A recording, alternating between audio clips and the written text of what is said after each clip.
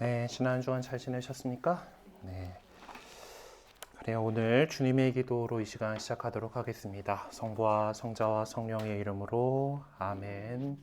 하늘에 계신 우리 아버지, 아버지의 이름이 거룩히 빛나시며 아버지의 나라가 오시며 아버지의 뜻이 하늘에서와 같이 땅에서도 이루어지소서. 저희에게 일용할 저희에게 잘못한 일을 저희가 용서하오니 저희 죄를 용서하시고 저희를 유혹에 빠지지 않게 하시고 악에서 구하소서. 아멘. 성부와 성자와 성령의 이름으로 아멘. 그래 우리는 초대교회의 여러 가지 종교의식 예배에 관한 내용들을 이제 살펴보았고 지난 시간까지는 이제 성찬 제정문에 관해서 이제 살펴보았습니다. 오늘은 주님의 기도를 알아보는 것으로 6장을 마무리하도록 할게요. 예수님께서 제자들에게 직접 가르쳐 주신 기도다 해서 주님께서 가르쳐 주신 기도다 해서 주님의 기도라고 하죠. 198페이지입니다. 주님의 기도는 이제 복음서 가운데 마테오 복음서하고 루카 복음서가 전해하고 있습니다. 근데 마테오 복음서의 내용이 조금 더 많고 지금 현재 우리가 사용하고 있는 주님의 기도와 같습니다. 루카 복음서가 그는 조금 짧은 그런 기도를 이제 보여주고 있는데 학자들은 뭐가 예수님께서 하신 거와 가깝다고 생각할까요? 네. 짧은 거 간결할수록 보통 원전에 가깝다고 봅니다. 왜냐하면은 예수님께서 하신 말씀인데 빼려고는 안 한다라는 거예요. 그 말씀을 전하는 데 있어가지고 빼먹진 않습니다. 되게 중요한 사람이 얘기를 한 건데 그거를 갖다가 뭔가 생략하고 그렇고 전해주진 않아요. 덧붙이면 덧붙였지. 그렇기 때문에 루카복음이 전하는 거가 학자들이 생각하기에는 이게 더 예수님께서 직접 하신 거에 가깝지 않을까라고 이제 그리 생각을 하고는 있습니다. 하지만 지금 현대 우리가 사용하고 있는 그리고 사실 그 초대교회 공동체가 사용하고 있는 주님의 기도는 그 마테오 복음서가 전해주고 있는 그런 내용이고 심지어 마테오 복음서의 몇몇 사본들 같은 경우는 우리 그 미사 때 보면은 주님의 기도가 아멘으로 안 끝나잖아요. 그렇죠? 그 왜냐면 뒤에 더 기도가 이어지니까. 그래서 결국 주님께 나라와 권능과 영광이 영원히 있나이다로 끝납니다.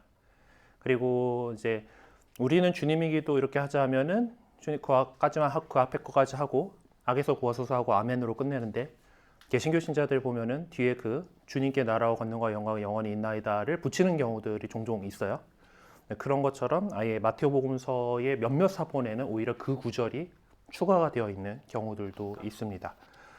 뭐 그런 것처럼 이제 하다 보면은 좀 불어나기는 불어나는데 이게 그 줄지는 않는다가 보통 일반적인 경향이라서 이제 그 루카복음서를 조금 더 이제 그 더 예수님과 가깝다라고 생각은 하는데 뭐 일단은 한번 좀 살펴봅시다. 두 본문이 이제 같이 제시가 되어 있고 이 본문에 대해서 맥락적인 연구를 좀 해봅시다. 마테오는 이제 광범위한 맥락 속에서 주님의 기도를 배열해 놓고 있습니다. 마테오 복음서에는 6장 9절에서 13절에 나오는데 여기 어디입니까? 마테오 복음서에서 5장부터 7장까지는 산상수훈이죠. 산상설교 안에서 자 기도 이렇게 해라 라고 이제 가르쳐 주시는 것으로서 등장을 합니다.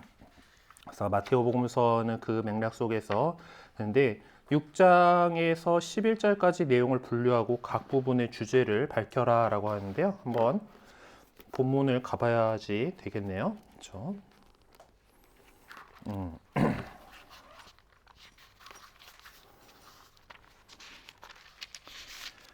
네, 마테오복음 이제 6장의 1절에서부터 이제 보게 되면은 올바른 자선에 대해서 얘기하고 올바른 기도에 대해서 이야기를 하고 그리고 나서 주님의 기도를 알려주시고 그래서 올바른 단식까지 이어지겠네요. 일단 봅시다. 마테오복음서 6장에서 보면은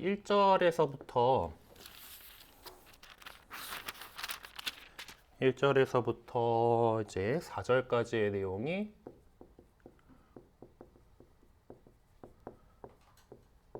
올바른 자선에 대한 내용입니다. 그리고 여기에 가서 강조하는 게 보이려고 하지 마라.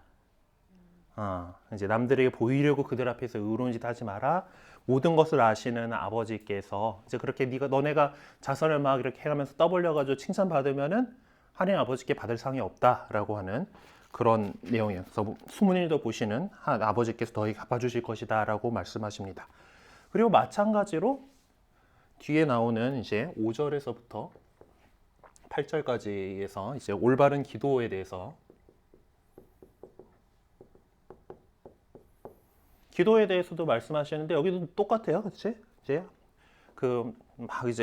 너희는 기도할 때 위선자들처럼 해서는 안 된다. 그들은 사람들에게 드러내 보이려고 회당과 한길 모퉁이에 서서 기도하기를 좋아한다. 저 사람 기도 열심히 하는구나. 이제 이런 것들을 다가 이제 막 드러내놓고 이렇게 하는 게 좋지 않다라고 이제 그래서 그렇게 해가지고 사람들한테 칭찬을 받게 되면 어떻게 되냐? 결국 하나님께 받을 상이 없다.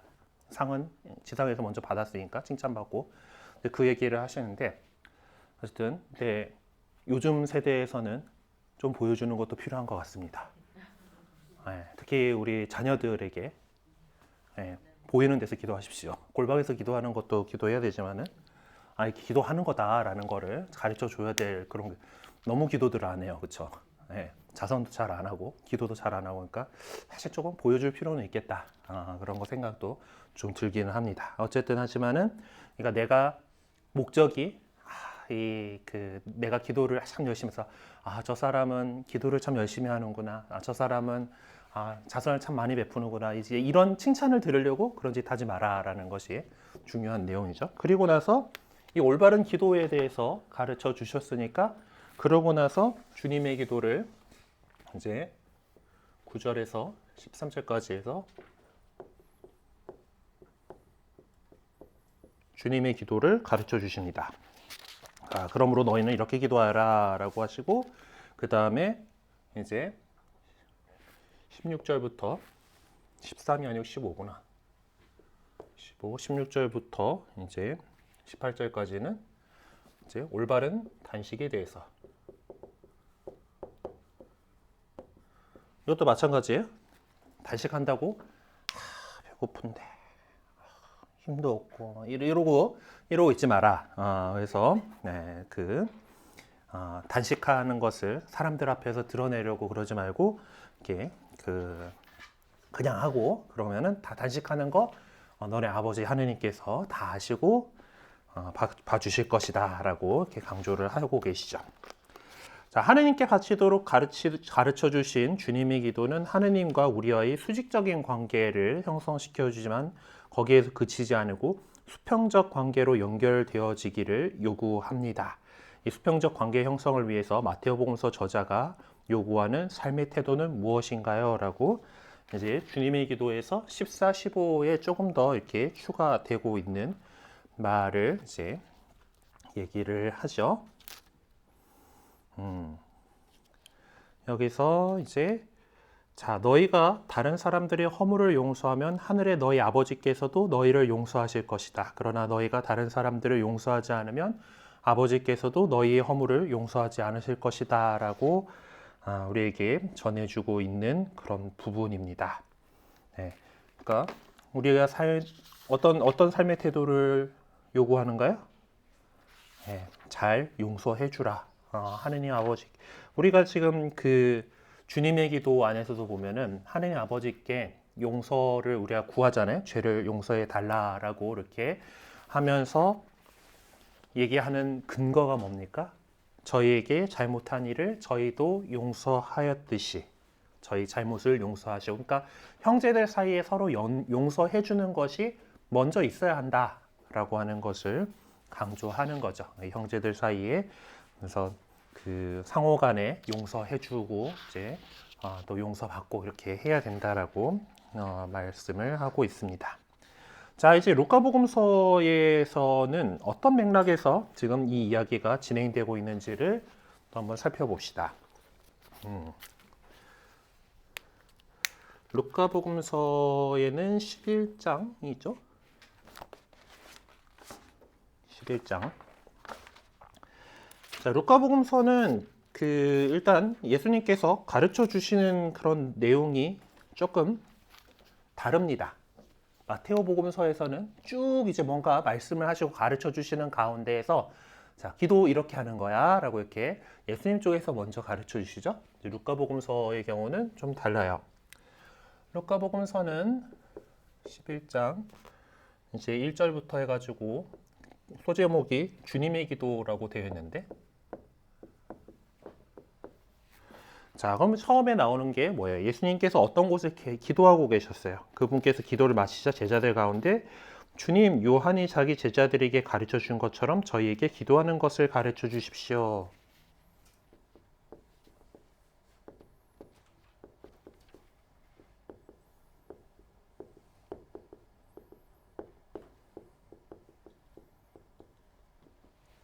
네, 제자들이 먼저 청했어요. 제자들이 먼저 청해가지고 이제 주님의 기도가 어떻게 해야 되는지를 이렇게 가르쳐 줍니다. 자, 예수님께서 그들에게 너희는 기도할 때 이렇게 하라 라고 하면서 주님의 기도를 가르쳐 주시는데 마테오복음서에 비하면은 좀 간략하게 되어 있습니다. 자, 그리고 나서 이제 4절까지 주님의 기도에 대해서 가르쳐 주시고 그 다음에 5절에서 8절까지의 내용을 보면은 끊임없이 간청하여라.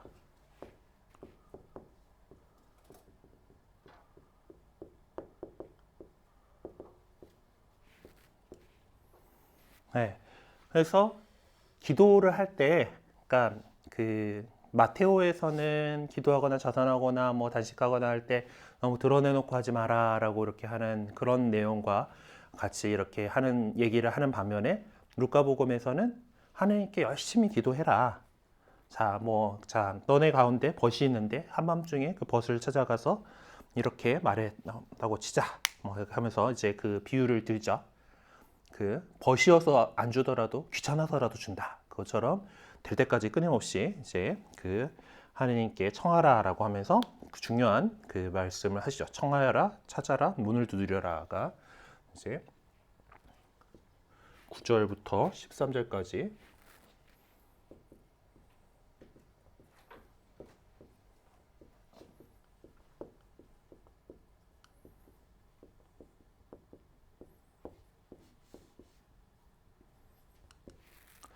그래서 이제 그 기도를 끊임없이 지속해서 하라는 것과 그리고 기도를 간절히 열심히 청해라. 하나님께 더 이렇게 청해라라고 하는 것. 예, 청하면 이제 그 주실 것이고 찾으면은 얻을 것이고 문을 두드리면 너에게 열릴 것이다라고 이렇게 강조하십니다. 자, 그래서 그러니까 너희가 악해도 자녀들에게는 좋은 것을 줄 줄 알거든 하늘에 계신 너희 아버지께서야 당신께 청하는 이들에게 성량을 얼마나 잘 주시겠느냐라고 이렇게 가르쳐 주셨습니다. 그래서 그냥 기도의 어떤 자세에 대해서 우리 쪽에서 하느님께 향한 어떤 그런 자세들을 가르치고 있죠.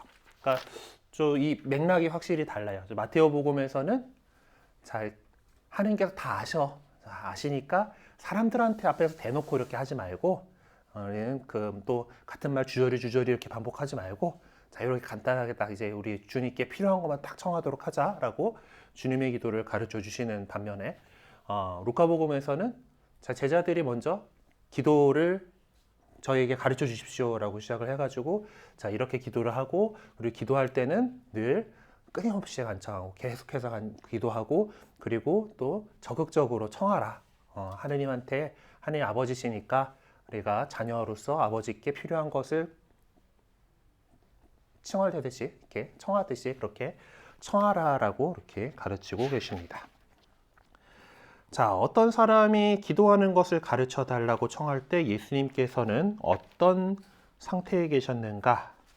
예, 기도하고 계셨다라고 이렇게 어떤 곳에서 외딴 곳에서 기도하고 계셨어요. 루카복음이 이걸 더 많이 전해주는데 예수님께서는 되게 중요한 순간순간마다 외딴 곳에 가셔서 혼자 머무르시면서 혼자 아버지 하느님과 함께 머무르시면서 기도하고 계셨어요. 그래서 루카복음서 저자가 이렇게 강조하고 있는 것은 이제 예수님께서도 기도하시는 분이었다. 늘 기도하시는 분이었다. 그래서 제자들한테도 끊임없이 간청하라고 하셨던 거고 적극적으로 청하라고 하셨던 것입니다. 자, 주님 요한의 제자들이 자기 제자들에게 가르쳐 준 것처럼 저희에게도 기도하는 것을 가르쳐 주십시오라는 요구를 받고 예수님께서는 우리가 주님의 기도라고 부르는 기도를 가르쳐 주셨습니다.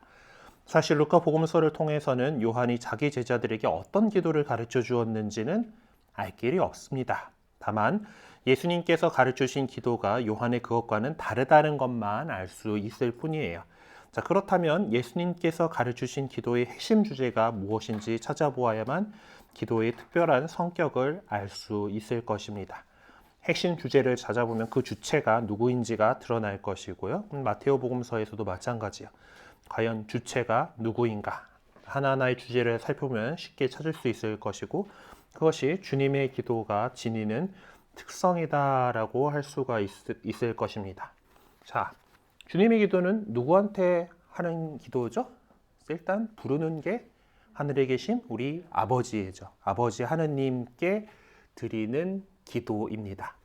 그래서 아버지 하느님께 우리가 기도를 이제 하는데 기도를 그냥 우리가 우리 것만 불러놓고 그냥 우리 것만 먼저 주세요 하고 해버리면 안 되죠. 그러니까 아버지 하느님이 이제 원하실 만한 거, 원하실 것들을 먼저 얘기해요.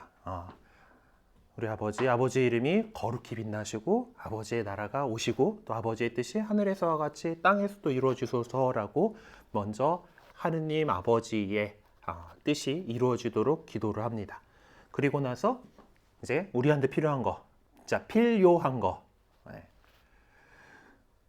배는 골치 않게 해주시고 오늘 저희에게 일용할 양식을 주시고 그리고 저희에게 잘못한 일을 저희가 용서하니 저희 죄를 용서하시고 저희 죄를 용서해 주시고 그리고 저희가 또 유혹에 빠지지 않게 해주시고 악에서 구하소서라고 이렇게 우리가 필요한 것들, 우리가 정말 우리 구원에 필요한 것들을 이제 구하고 있습니다. 그것들을 들어주시는 분은 아버지 하느님이시다. 하늘에 계신 우리 아버지시다라는 거예요. 자, 두 본문을 비교해 보면서 각 본문이 몇 번에 걸쳐서 청원의 내용을 소개하고 있는지를 지적해 보라라고 했는데 우리는 마테오 복음서에 따른 주님의 기도를 주로 외우고 있으면 주님의 기도는 보통 7가지의 청원으로 이루어진다라고 돼 있죠. 부른 거 빼고 이제 아버지의 이름을 거룩히 드러내시며 아버지의 나라가 오게 하시며 아버지의 뜻이 하늘에서와 같이 땅에서도 이루어지게 하소서. 오늘 저에게 일용할 양식을 주시고 저희 잘못을 용서하시고 저희를 유혹에 빠지지 않게 하시고 저희를 악에서 구하소서 해가지고 7개다. 이제 그렇고 루카복음서는 간략하죠. 자, 아버지하고 불렀어요. 아버지 이름을 거룩히 드러내시고 아버지의 나라가 오게 하소서. 이렇게 해서 2가지로 앞에 끝나고 날마다 저에게 일용할 양식을 주시고 저희에게 잘못한 일을 저희도 용서해 저희 죄를 용서하시고 저희를 유혹에 빠지지 않게 하소서. 그럼 5개죠. 네. 5가지의 그 청원의 내용을 소개를 하고 있습니다. 자, 두 본문에서 공통적으로 나타난 청원 내용을 지적하되 그 가운데에서도 약간의 차이가 나는 내용이 있는데 그것을 지적해 보라라고 했어요. 자, 아버지의 이름을 거룩히 드러내시면은 똑같죠. 네, 아버지의 나라가 오게 하소서도 뭐 똑같다고 봐야죠. 하시며 했다 하고 오니까. 자, 그리고 일용할 양식을 주시고 네, 오늘 저희에게 일용할 양식을 주시고라고 마테오 복음서는 이야기를 하는데 루카 복음서는 날마다 저희에게 일용할 양식을 주시고라고 하고 있어요. 요거가 살짝 다릅니다. 그리고 저희에게 잘못한 일을 저희도 용서하였듯이 저희 죄를 용서하시고 또 거의 같다고 봐야 되는데 약간 말 표현이 하오니하고 하였듯이 하고가 조금 뭐 다르긴 한데 그리고 그거보다 더 중요한 거였구나. 저희 마테오복음서는 저희 잘못을 용서하시고라고 이야기를 하고 있고, 루카복음서는 저희 죄를 용서하시고라고 이야기를 하고 있습니다.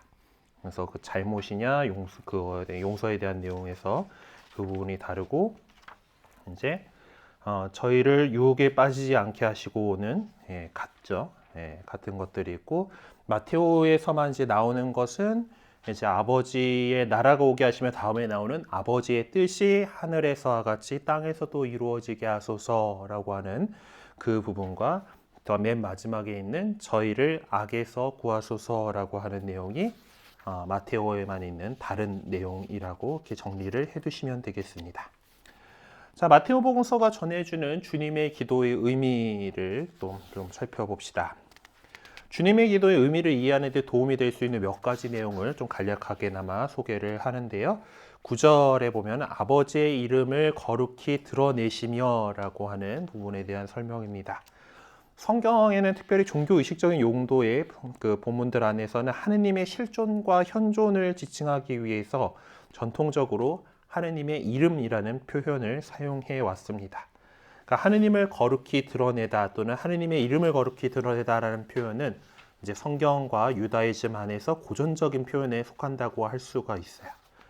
그래서 성경이나 유다이즘이나 이제 하느님 또는 그분의 이름을 거룩히 드러내는 두 가지 방식을 잘 알고 있었습니다. 첫째로 랍비들과 율법학자들은 믿는 사람들에게 권고하면서 하느님에게서 주신 계명을 따름으로써 하느님 또는 그분의 이름을 거룩히 드러내야 한다는 것과 또한 그분의 권위가 그들 위에 미치고 있다는 것을 깨닫도록 촉구했었어요. 레위기, 민수기, 신명기 등의 이런 표현들이 나온다고 이제 나와 있습니다. 둘째로는 예언자들이 다가올 구원의 신탁을 전하면서 하나님께서 모든 민족들이 보는 앞에서 당신 자신을 구원자요 정의로운 심판관으로 드러내 보이심으로써 스스로를 거룩하게 하실 것임을 예고했습니다. 이사야서와 에ze키엘서에 이렇게 잘 나와 있는 표현입니다. 그래서 인간의 구원을 위하여 하나님께서 역사 안에 개입하신다라고 하는 것, 바로 그 점이 여기서 핵심을 이루고 있는 내용인 것이죠. 사실 하느님만이 당신의 권세와 영광과 정의와 은총 안에 현존하시고 계시는 분으로 당신 자신을 드러내 보이실 수 있습니다. 에ze키엘 예언자에게 그러했듯이 예수님께서도 하느님의 그러한 현현은 모든 사람들에게 전해져야만 하는 것이었습니다. 10절에는 아버지의 뜻이 이루어지게 하소서는 또 예수님께서 겟세마니에서 번민하시면서 하신 기도가 그거죠. 제 뜻대로가 아니라 아버지 뜻대로 하소서라고 하는 그런 것입니다. 그리고 하늘에서와 같이라고 하는 표현은, 그래서 하늘은 하느님의 통치가 온전하게 구현된 장소로 인식되어 왔습니다. 그러니까 하늘은 하느님 영역이다 보니까 하느님 아버지의 뜻이 늘 이루어져요. 확실하게 이루어지는 데고, 땅은 아직 좀 아니지만은 땅도 그렇게 될 수 있도록 땅이 필연적으로 그 모습을 닮아야 이렇게 한다라고 얘기를 한 거죠. 이런 표현들은 마카베오서와 다니엘서에 또 등장을 하고 있습니다. 12절에 나오는 용서하시고라고 하는 용서에 관한 내용은 좀 신약 성경에서 자주 만날 수 있는 주제 가운데 하나인데, 특별히 마테오복음서 18장 23절에서 35절, 마르코복음서 11장 25절을 읽어보면 좀 도움이 될 거라고 생각합니다. 우리가 진심으로 형제를 용서할 때만이 하나님께 용서를 청하는 우리의 간구가 진실하다는 것을 드러내 보여줄 수가 있겠죠. 자, 12절에 있는 또 유혹에 빠지지 않게 하시고라는 것은, 여기서 말한 유혹은 창세기나 마카오베오서에 나온 것들은 어떤 하나님께서 특별한 대상에게 내리는 시련을 의미하는 것이 아닙니다. 그러니까 뭔가 이게 뭐랄까, 개신교 번역에서 보면은 유혹에 빠지지 않게 하시고를 시험에 들지 않게 하시고로 표현을 하는데, 근데 그런 것좀 뭔가 이 하느님께서 사람을 이제 시험해 보려고 이제 그렇게 뭐 고난을 내리시거나 이제 그런 식의 것을 얘기하는 것이 아니다라고 우리 책은 강조를 하고 있죠. 그래서 이 사탄이 자기 손이 미치지는 곳에 있는 자를 타락시킬 목적으로 쏟아붓는 시련을 의미하는 것입니다. 그리고 궁극적으로는 사탄의 그 어떤 권세도 하느님의 위엄을 거스릴 수가 없죠. 그리고 그 사실을 깨닫고 살아가기 위해서 유혹에 빠져드는 일이 없도록 해야 하는 것입니다. 그리고 악에서 구하소서라고 하는데 여기서 말하는 악이란 결국 다름 아닌 사탄을 지칭하는 것이죠. 그러니까 이 악이라는 것은 악한 세력과의 관계 안에서 이해되고 있는 것이다라고 할 수 있습니다. 자, 지금까지 알아본 것처럼 주님의 기도 안에 담겨진 내용들은 구약 성경 안에 뿌리를 두고 있음을 밝혀볼 수 있었습니다. 그러므로 다시 한번 주님의 기도와 관계되는 구약 성경의 내용들을 비교하면서 한번 읽어볼 것인데 이거는 집에 가서 한번 들춰보면서 찾아봐 보시면은 크게 우리 주님의 기도를 묵상하는데 도움이 될 거라고 생각합니다. 그리고 뒤에 나오는 참고 문헌에 보면은 유다인들이 사용하던 18개의 축복 기도문이 바로 몇 페이지에 이제 이어서 나오는 것을 보실 수 있죠. 그런 것들도 한번 읽어보시면은 유다인들이 이런 식으로 기도를 바쳐왔었고 또 주님의 기도 역시 그냥 그 어떤 뚝 떨어진 그런 것이 아니라 이렇게 이런 전통 안에서 이렇게 살펴볼 수 있는 그런 내용이구나라는 것을 좀 볼 수가 있을 겁니다.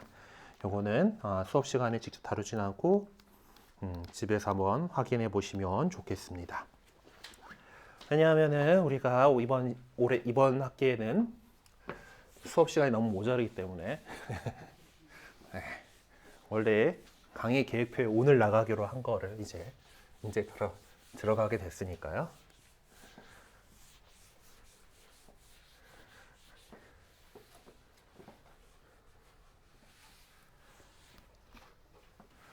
네, 이제 우리는 7장으로 넘어가겠습니다.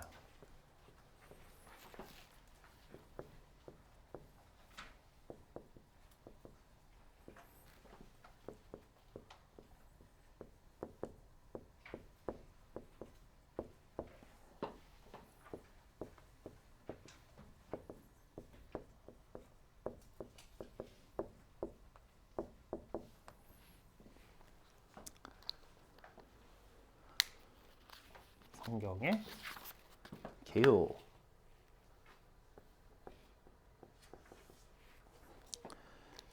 원래 모든 계약은 갱신되면은 앞에 것의 계약은 효력을 잃습니다. 그쵸? 보통 그래요. 그런데 그런 것 때문에 이제 그런 세상의 관점으로 바라보고 신약 성경 있는데 뭐하러 구약 성경을 또 이렇게 봐야 합니까? 구약 성경 그거 필요 없었고 어떤 사람은 극단적으로 이렇게 해요. 신약의 하느님은 사랑의 하느님, 구약의 하느님은 징벌의 하느님이래. 하여튼 다르대 근데 아니에요, 그렇죠? 예. 그리고 실제로 우리가 이제 살펴보겠지만은 초기교회 공동체 사람들 역시 구약 성경의 내용들을 많이 활용을 하고 읽고 그리고 그 맥락에서 신약을 이해합니다. 지금 우리 미사의 구조도 그렇죠. 주일 미사를 잘 보십시오. 복음서의 내용과 구약 성경인 일독서의 내용은 거의 연결됩니다. 그래서 그 연결성 안에서 사실 우리는 그날 복음이 우리에게 전해주고 싶은 거가 무엇인가를, 그러니까 복음서 이 복음 안에도 이제 우리 교회가 이 복음을 선택을 하면서 어떤 이야기를 우리 신자들에게 해주고 싶었던가가 이 맥락들 안에서 드러나요. 그러니까 앞에 1독서가 어떤 내용이었는가, 그리고 그러고 나서 복음서가 어떤 내용인가, 그 사이 시편, 그리고 2독서가 어떻게 또 이걸 정리를 하고 있는가, 이제 이런 맥락에서 보시게 되면은 이제 복음을 오늘 전례가 무엇을 이야기하고 싶은 거구나라는 것을 더 잘 알아들을 수 있습니다. 그렇기 때문에 우리 그 신앙 선조들 역시 구약 성경을 그냥 이제 갱신된 옛날 계약이니까 하고 안 보는 게 아니죠. 그 안에 있는 것을 이렇게 봐왔습니다. 지금까지 우리가 모짜리 공부를 해오면서 느꼈겠지만은 초대교회 공동체들은 구약 성경을 끊임없이 참조했을 뿐만 아니라 마치 모든 주장의 근거처럼 여겼다라는 사실입니다. 그래서 몇 가지 본문을 예로 이제 들 텐데 그 점 한번 보죠. 자, 사도 바오로가 인용하고 있는 옛 신앙 고백문을 봅시다. 나도 전해받았고 또 여러분에게 무엇보다도 먼저 전해준 복음은 이렇습니다. 곧 그리스도께서 성경 말씀대로 우리 죄 때문에 돌아가시고 묻히셨으며 성경 말씀대로 사한 날에 되살아나셔라고 코린토 전서에서 이야기를 하고 있는데, 여기서 말하는 성경은 그때 신약 성경 이런 개념 없었습니다. 바오로 사도가 편지를 쓴 거죠. 그럼 여기서 말하는 성경은 당연히 구약 성경입니다. 자, 예수님께서 엠마오의 제자들에게 물음을 던지시면서 말씀하시는 장면이죠. 루카복음에 나오는. 자, 그리스도는 그러한 고난을 겪고서 자기 영광 속에 들어가야 하는 것이 아니냐. 그리고 이어서 모세와 모든 예언자들로부터 시작하여 성경 전체에 걸쳐 당신에 관한 기록들을 그들에게 설명해 주셨다. 뭐 복음서를 적을 때긴 하지만은 아직 신약 성경은 정경 목록이 확정되지도 않았을 시절입니다. 그러면 이 성경은 당연히 예수님 시대의 성경이라고 불릴 문헌은 뭐예요? 그러니까 지금 우리가 바라보는 구약 성경이다라는 거죠. 자, 베드로 사도가 오순절날 설교하는 가운데 이렇게 얘기하죠.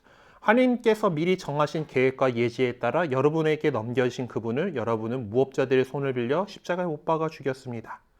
하나님께서 미리 정하신 계획과 예지가 담겨 있는 것은 성경이고, 성경 말씀 속에 이렇게 메시아가 어떤 식으로 인간들의 죄를 짊어지고서 주님의 그 고난받는 종으로서 이렇게 나올 것인가, 어떤 죽음을 맞이하게 될 거고 어떻게 부활할 것인가, 이런 것들이 성경, 구약 성경에 있는 거죠. 자, 이렇듯 끊임없이 성경 말씀이 인용된 사실을 확인하면서 우린 다음과 같은 질문을 새롭게 제기할 수 있을 것입니다. 무엇 때문에 초대교회 신자들은 그토록 끊임없이 성경 말씀을 인용하고 참조했던 것일까?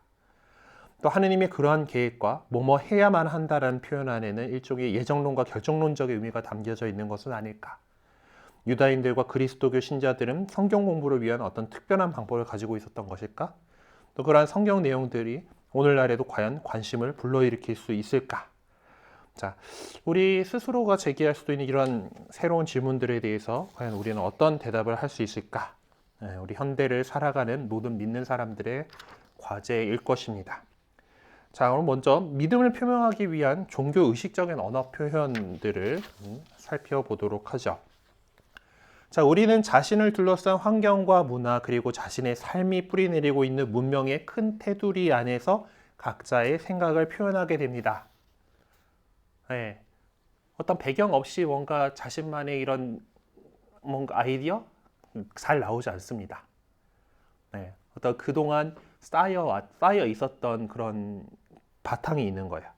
자, 우리가 이제 어떤 그리스도교의 가지에 속하는지, 뭐 정교회에 속하든지 개신교회에 속하든지 가톨릭에 속하든지 자기가 속한 교회로부터 전수받은 언어 표현을 사용하여 자신의 믿음을 표명하기 마련입니다.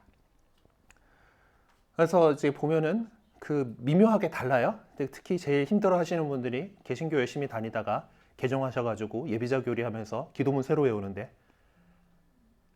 주님의 기도가 그 입에 익었던 그 말하고 좀 달라 하면서 또 사도신경이 또 그게 다르잖아요. 또 이제 그런 거에서 많이 힘들어 하십니다. 그러니까 우리는 정말 그냥 어려서부터 이 표현을 써고 왔기 때문에 그냥 자연스러워요. 아니면은 어린이돼서 세례를 받았다고 할 때 뭐 이제 다른 교파의 배경이 없었던 사람이다라고 하면은 오히려 그냥 새 거로 이걸로 받아들이면 되니까 이제 그러면 상관없는데 그러니까 우리가 하나님하고 들으면은 되게 어색하게 느껴지는 거와 마찬가지로 저쪽은 우리 하느님 하는 거가 어색하게 느껴질 거예요. 그렇죠? 그리고 뭐 아까도 나왔지만은 유혹에 빠지지 않게 하시고, 그래서 시험에 들지 않게 하시고 뭐 그랬던 뭐 이제 이런 그 표현들이 다릅니다. 그러니까 자라온 어떤 배경에 따라서 전수받은 언어 표현을 사용하기 때문에 그것들이 다르죠. 그래서 어떤 식의 종교 교육을 받았는지, 어떤 교리 교육을 받았는지, 그리고 어떤 전례적인 실천을 해왔는지, 또 얼마나 성경을 자주 읽었는지에 따라서 믿는 사람으로서의 우리의 모습도 그렇게 형성될 수밖에 없는 것입니다. 유다인들에게는 그들의 종교적이고 세속적인 사상을 형성시켜준 모체가 바로 성경이었습니다. 유다이즘에서 온 그리스도 신자들이 예수님에 대한 자신들의 신앙을 표현하기에 사용할 수 있었던 것은 계속 유다교 신자로서 살아왔으니까, 유다교인으로 살아왔기 때문에 그게 제일 익숙한 거예요. 뭐 물론 이제 이방계 그리스도인들도 있지만은 또 많은 사람들이 유다계 그리스도인들이기 때문에 그럼 예수님에 대한 자신의 신앙을 표현하기 위해서 사용했던 것이 자신들이 그렇게 익숙해 왔던 언어 표현들, 그 유다교의 전통 안에서 가지고 온 것들이에요. 그렇기 때문에 우리가 구약 성경을 알지 못한다라면은 우린 그들을 결코 이해할 수가 없습니다. 뭐 예를 들어서 종이라든가 사람의 아들이라든가 목자라든가 어떤 결혼이라든가 땅 같은 오랫동안 이스라엘 백성이 숙고해온 바를 요약해서 표현해주는 용어들을 알고 있어야 하는 것입니다.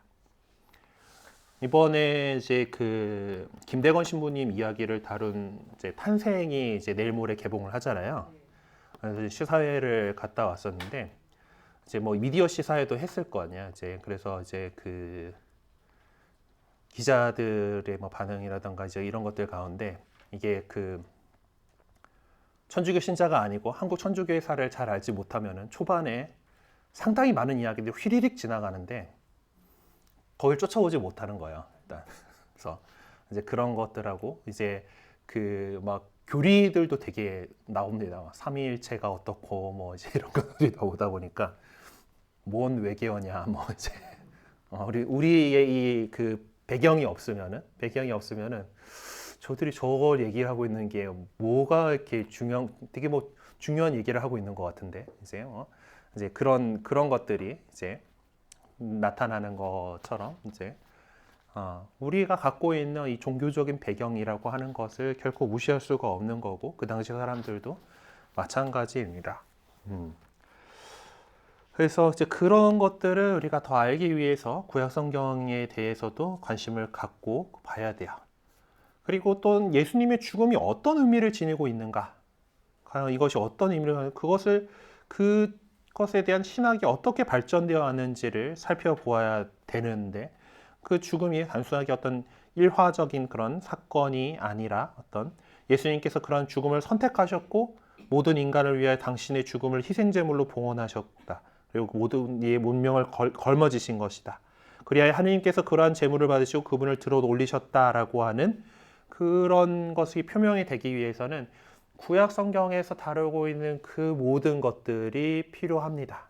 하느님께서 세상을 창조하시고 인간을 창조하시고 그 인간이 어떻게 잘못돼 가지고 이제 우리가 타락을 했었고 이제 그것을 구하기 위해서 하느님께서 어떤 시도를 했었고 그리고 그 가운데에서 한 백성을 선택하셔가지고 어떻게 그들을 돌봐오셨고 그들이 잘못하고 있을 때 예언자들을 통해서 어떻게 말씀하셨었고 이제 그런 속에서 이들이 정말 메시아를 고대하고 있었던 상황이고 그 메시아가 바로 예수님이시다. 나자렛 사람 예수님이시고 그리고 그분께서 이렇게 십자가에 못 박혀 돌아가시고 부활하시는 이 과정이 구약 성경에서 어떤 식으로 예표가 되었던 그 믿음들을 성취하신 것이다라고 하는 그런 것들이 다 이해되기 위해서는 이제 그런 구약 성경의 배경을 이제 봐야 돼요. 그러니까 그것들도 구약 성경도 안에서 보면은 계속해서 이것이 이 하느님의 구원 계획에 대한 내용들에 대한 이해가 깊어져 가는 것을 볼 수가 있거든요. 그러니까 실제적으로 구약 성경을 막 이렇게 하다 보면은 처음에 되게 다신교적인 그런 모습들도 보입니다. 뭐 그런 상황 속에서 하나님은 사실 야훼라고 하는 그분은 사막의 신이고 전쟁의 신이었어요. 하지만은 이제 그렇게 여러 신들 가운데 하나하고 우리 신 하느님 뭐 이런 개념에서 이제 다른 그 신들이라고 하는 것들은 다 우상이고 헛된 것이고 우리 하느님만이 유일하신 하느님이시다라고 하는 그런 유일신관으로 발전해 나갑니다. 사실 그 이스라엘 유다교의 그런 그 안에서도 그 안에서 이제 정말 세상을 구원하실 처음에는 그들은 어떤 자기 나라를 다시 일으켜 세워줄 메시아를 생각을 했었지만은 이제 그것이 어떤 이미 구약 성경 안에서도 인간의 죄를 대신 짊어지고 그것을 용서할 그 어떤 속죄 양으로서의 어떤 메시아 상을 이렇게 표현을 하고 있는 거죠. 그런 것들이 이미 이사야 예언자가 말한 고통받는 종의 개념 속에 이미 내포되어 있었던 것입니다. 그래서 초대교회 신자들은 바로 예수님께서 바로 그 고통받는 종이시다. 이사야 예언자가 말씀하신 하느님의 주님의 고통받는 종의 그 고통받는 주님의 종이라고 하는 그 표상을 바로 딱 이해할 수 있었던 거죠. 그렇게 하는 것이 예수님의 죽음의 의미를 가장 잘 드러낼 수 있는 방식이라고 여겼던 것입니다. 그리고 구원의 역사를 요약하기 위한 상징적인 언어 표현들을 사용합니다. 우리는 생각을 표현하기 위해서 두 종류의 언어 표현 방식을 자주 사용합니다. 그중 하나는 객관적 표현 방식에 역점을 두는 것으로서 이 경우에 좀 정확성을 지닐 수 있고 말하고자 하는 바를 가능한 한 정확하게 요약해 줄 수 있는 장점이 있습니다.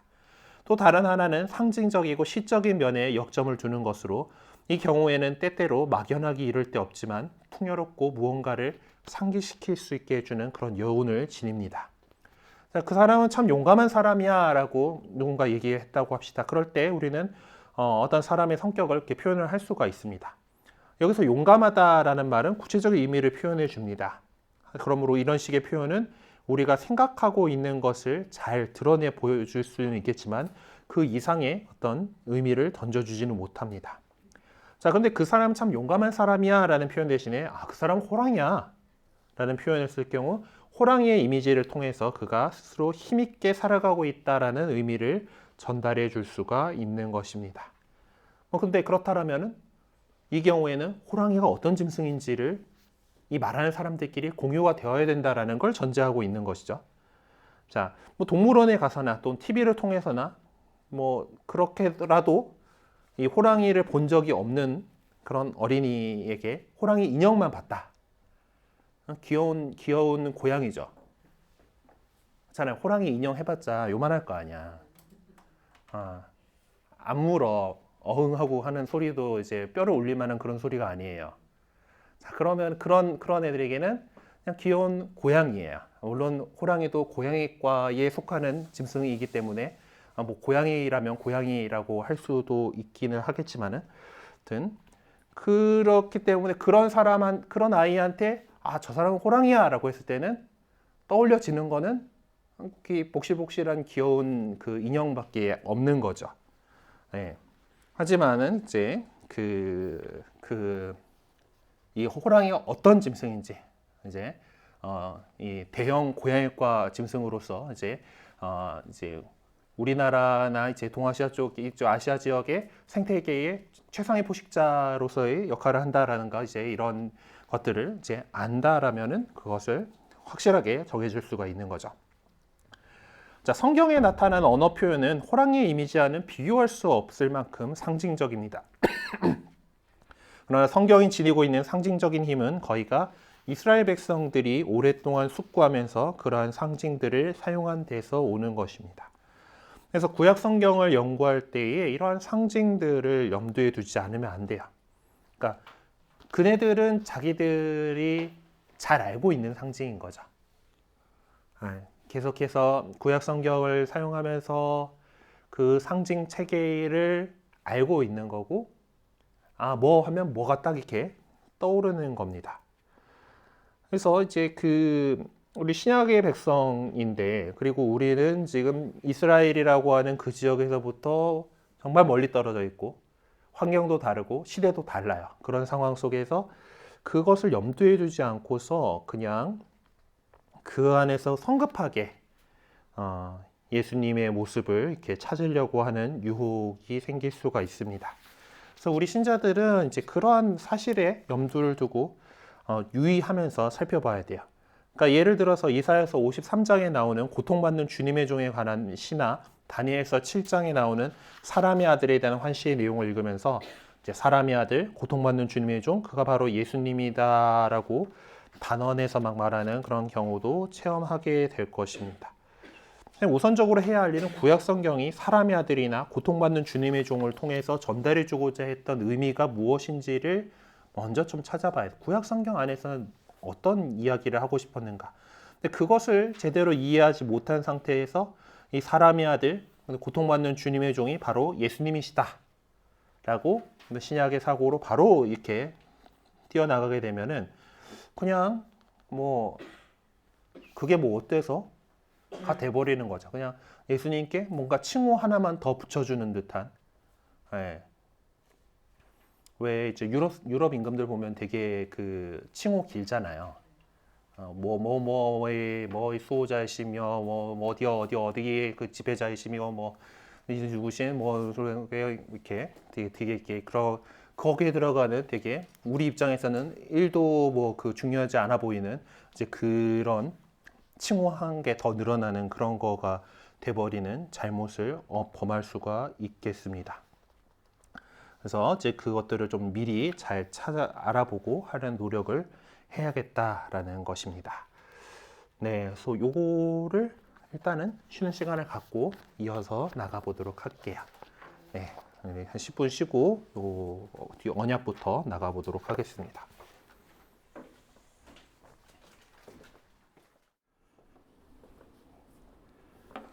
네, 그러면은 또 이어 나가보도록 하십시다. 그리고 언약이라고 하는 부분 주제인데,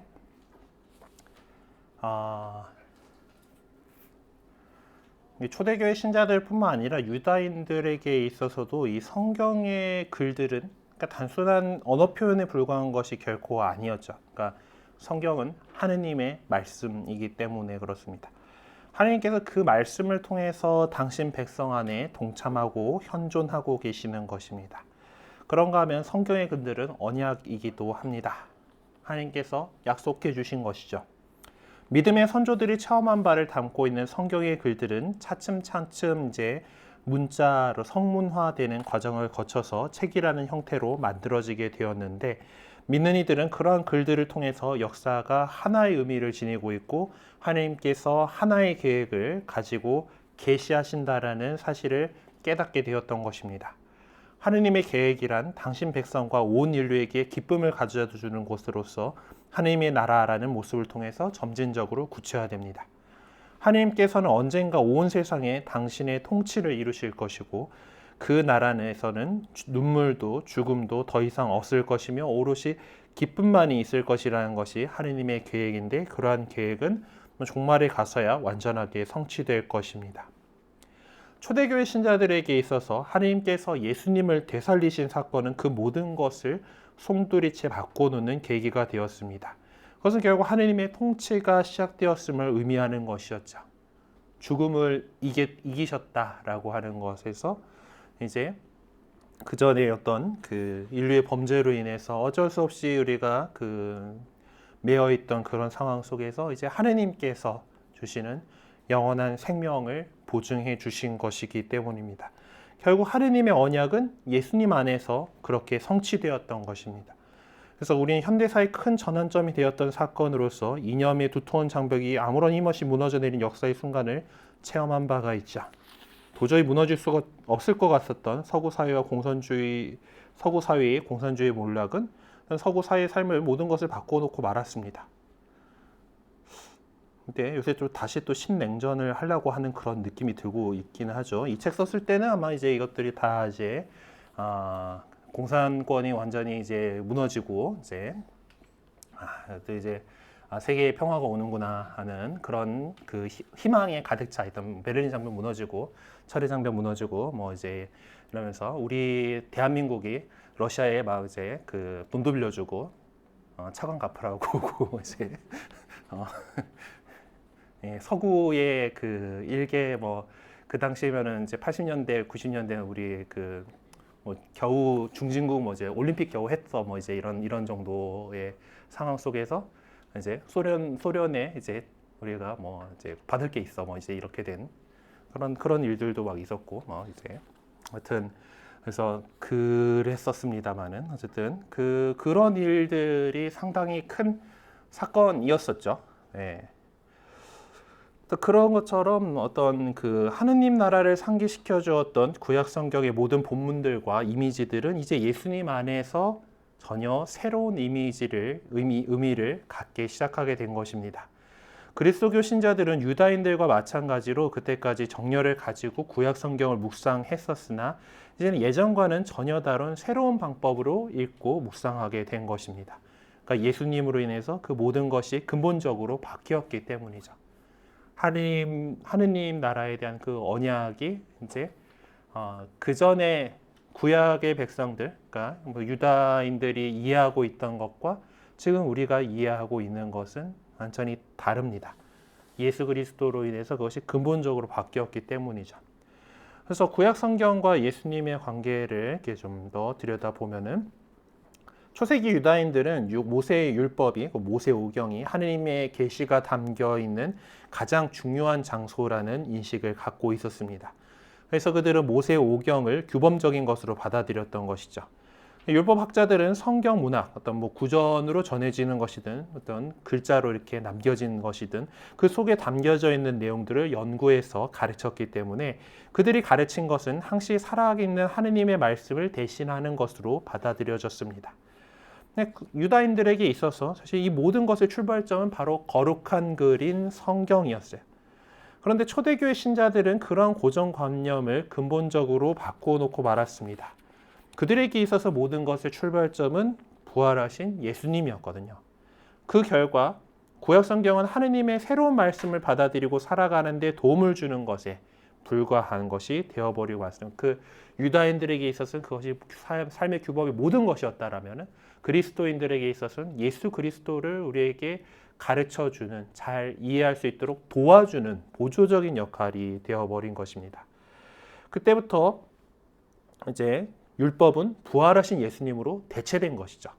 그래서 그리스도 신자들은 더 이상 구약 성경의 말씀을 따르기 위해 애쓰기보다는 구약 성경의 근원을 두되 새로운 방식으로 주님을 섬기게 되었던 것입니다.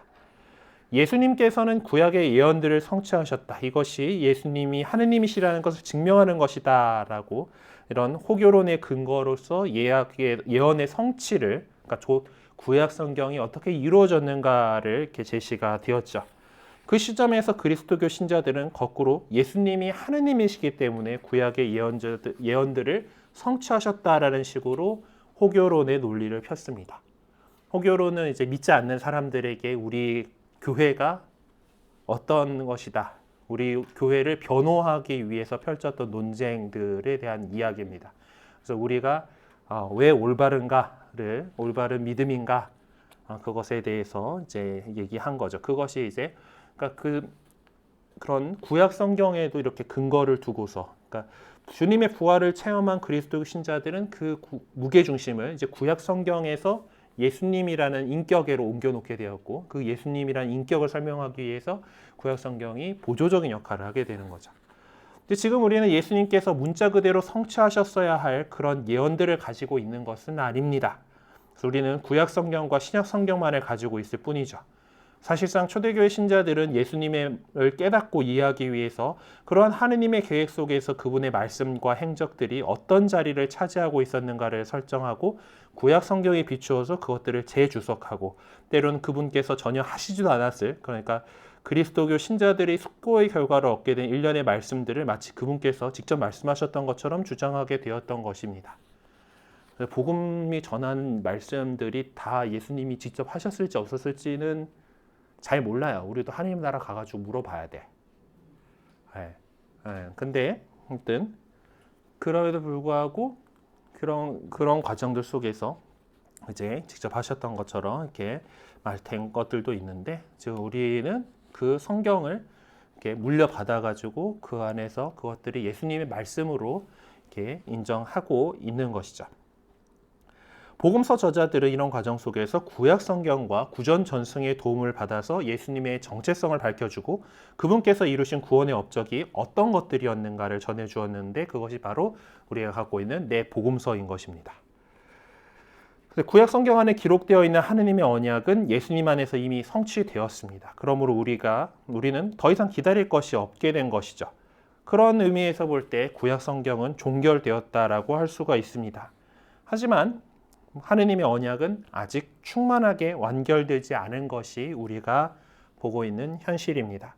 아직도 불의가 만연하고 고통과 시련이 끊이지 않을 뿐만 아니라 죽음의 공포가 매 순간 우리를 엄습하고 있기 때문입니다. 그러한 점에서 우리는 오히려 예수님 안에서 그런 언약이 성취되기 시작했다라고 말해야 할 것입니다.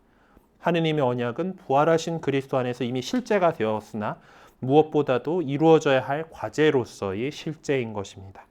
이런 의미에서 볼 때 구약 성경은 여전히 그리스도교 신자들의 삶의 방향과 방식을 밝혀주는 하나의 지표로 남아있게 되는 것이죠. 바로 거기에 그리스도교 신자들이 그리스도 안에서 성취된 언약을 살아가는 데 있어서 윤리적이고 신앙적인 삶의 규범이 자리하고 있는 것입니다. 그러므로 신구약을 막론하고 성경의 모든 말씀을 믿는 이들의 삶의 근거가 될 수밖에 없고 또 되어야만 하는 것입니다. 나날의 삶을 통해서 이미 부활하신 그리스도께서 성취하신 언약의 실제를 살아가는 것이 믿는 이들의 언약을 충만하게 살아가는 길이다라고 우리가 늘 기억하고 이 성경을 바라보았으면 좋겠습니다. 우리 성서모자를 기본적으로 좀 신약 성경을 공부를 하는 것이지만은 그렇다고 해가지고 구약을 소홀히 해서는 안 된다라는 것을 곳곳에서 이야기를 하고 있고, 사실 우리 이것들이 다 구약 성경의 이야기들 안에서 이루어지는 것이다라는 겁니다. 자, 그러면은 총괄적 연구로 넘어가 보도록 할게요.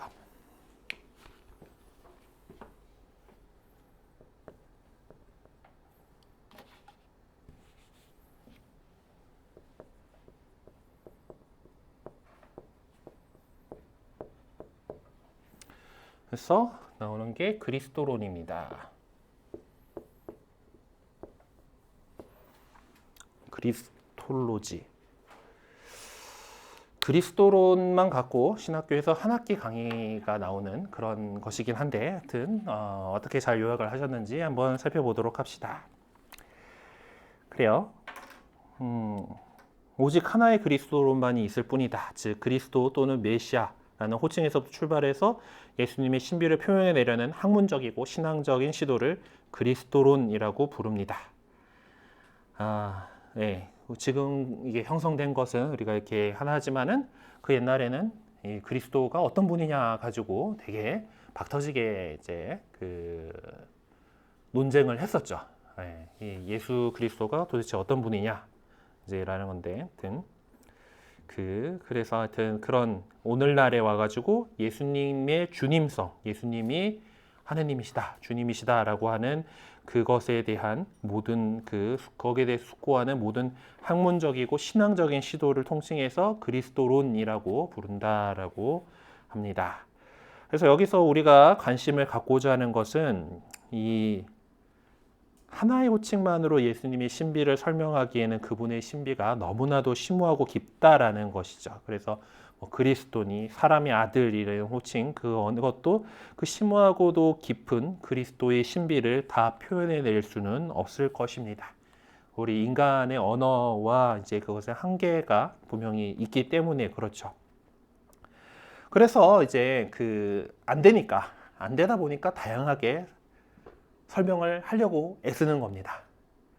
이게 다 하나 갖고 딱 다 담아낼 수 있으면은 참 좋겠지만은 그게 또 잘 안 되기 때문에 수식이 붙고 하는 거죠. 그래서 여러 가지 그런 호칭들이 이렇게 수없이 다양하게 나왔던 것입니다. 몇 가지만 읽어주면은 이제 거룩하니, 의로우신 분, 착한 목자, 종, 주님, 이렇게 또 하느님의 아드님, 이제 이런들 이제 있습니다. 일단 그리스도, 메시아라고 하는 걸 봅시다.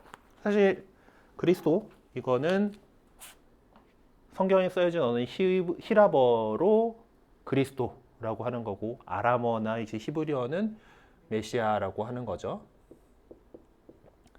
그래서 이제 이거는 결국 기름 부음 받은 자.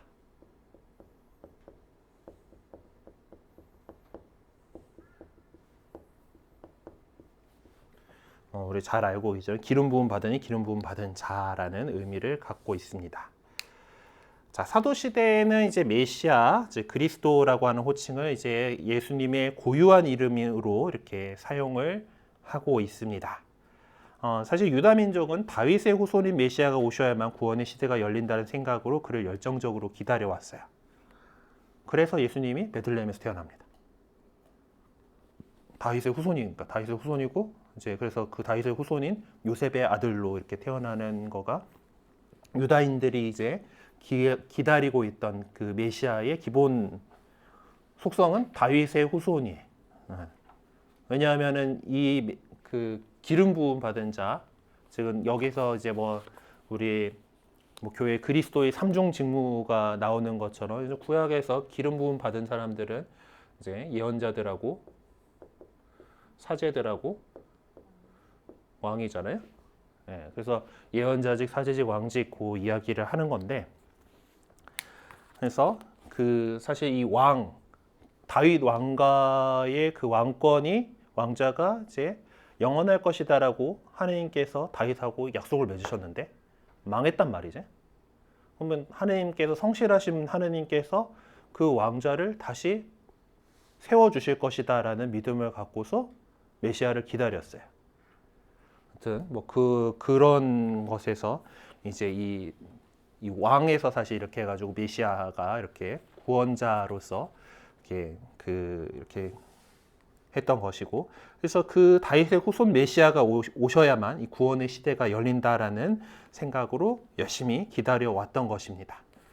우리 지금 대림 시기를 기다리고 있는데, 이거를 이제 뭐 사주를 하는 것이 뭐 이제 메시아를 기다려온 그 뭐 4,000년간의 뭐 이제 이런 것들이 또 있잖아요, 그렇죠? 지난번에 이제 사무실에 있는데 이제 누가 이제 뭔가 책을 하나 보내줬어. 이제 보는데 하여튼 되게 나무야 미안해스런 그런 거이긴 했는데 뭐 계산들 열심히 했더라고. 뭐 그래가지고 이제 그 창조부터 예수님 때까지가 3,876년이랬나 어쨌든 뭐 그리고 뭐 예수님으로부터 이제 그거의 절반이 2,000 어떤 뭐 이렇게 해놨는데 하여튼 뭐 그렇게 또 이제 그 구약 성경에 있는 것들 이리저리 세면 대략 4,000년이 나오나 봐요.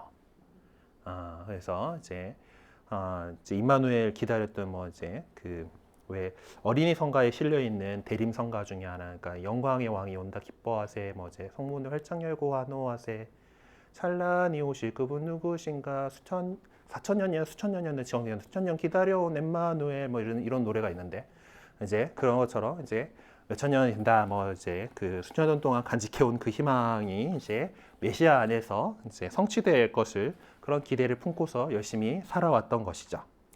그리스도교 공동체는 예수님에게 바로 그 메시아라고 하는 호칭을 부여함으로써 그들의 희망에 응답해 주실 수 있는 유일하신 분이 바로 예수님이시다라는 사실을 밝혀주고자 했던 것입니다.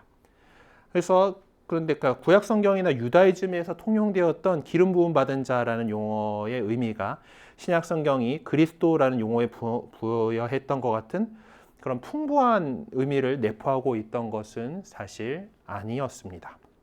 그럼 일단은 그럼 구약 성경 안에서 이 기름 부음 받은 자라고 하는 용어가 어떻게 사용되었는지를 이제 봐야죠. 최우선적으로 왕에게, 특히 다윗의 후손의 왕에게 적용된 것입니다. 그래서 뭐 예언자도 이제 기름 부음 받음으로써 축성되고 그 더 이전에 가장 먼저 기름 부음 받음으로써 축성된 사람들은 사제들이죠. 이제 탈출기에서도 벌써 나오는 것처럼 아론과 아론의 그 자손들에게 이제 사제 직무를 수행하면서 기름 부는 장면이 제일 먼저 나옵니다.